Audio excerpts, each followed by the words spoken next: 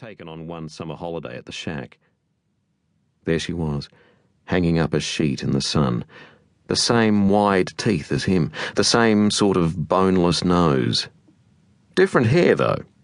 Hers, a blonde animal that moved in the wind. He was like his father, wiry, black, not from these parts. By her shoulder was the window, and inside you could just make out a jam jar with a flower in it. It was like being smacked on the arse by God. Couldn't have been more than a month after she was hanging up that sheet that they'd been driving in his dad's old brown Holden when a truck hadn't stopped at the intersection. When he woke up, there was no more Mum and no more old brown Holden. It wasn't difficult getting out of the rental agreement. He'd been late and short in the last 3 months since Lucy left. A week from then, and he was on the road. 2 suitcases of clothes.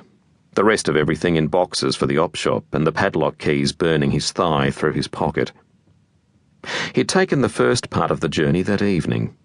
Ended up in a motel close to midnight, with a sun-faded poster of a lion eating a zebra above his bed. He hadn't slept. He'd drunk from a 3/4 empty bottle of old, and he'd let himself think about Lucy then. The sick feeling of trying to make it all right. The endless meetings they'd had across the table to see if there was a way round it. The months afterwards when he'd sweated if he dropped a plate. The look on her face. Careful, or I'm going.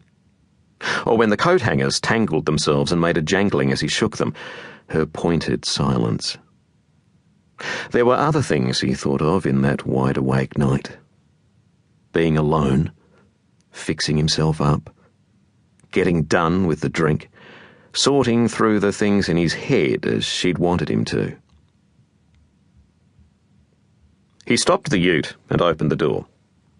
Holding his hat onto his head, he stepped into the sound of cicadas that shrilled like push-bike bells from the cane.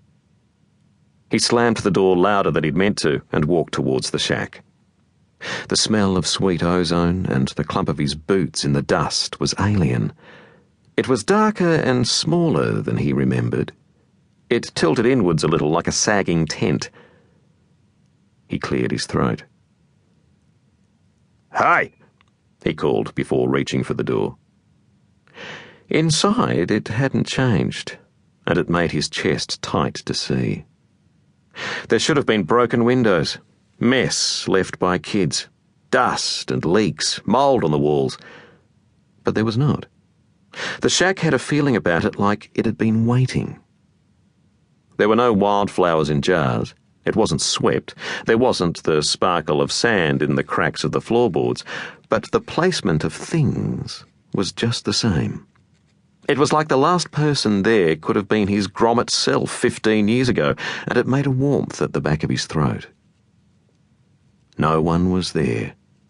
There were no other belongings, just the old things that had lived there forever. On a high shelf, a grey elephant, a Cupid doll, and a mother-of-pearl shell.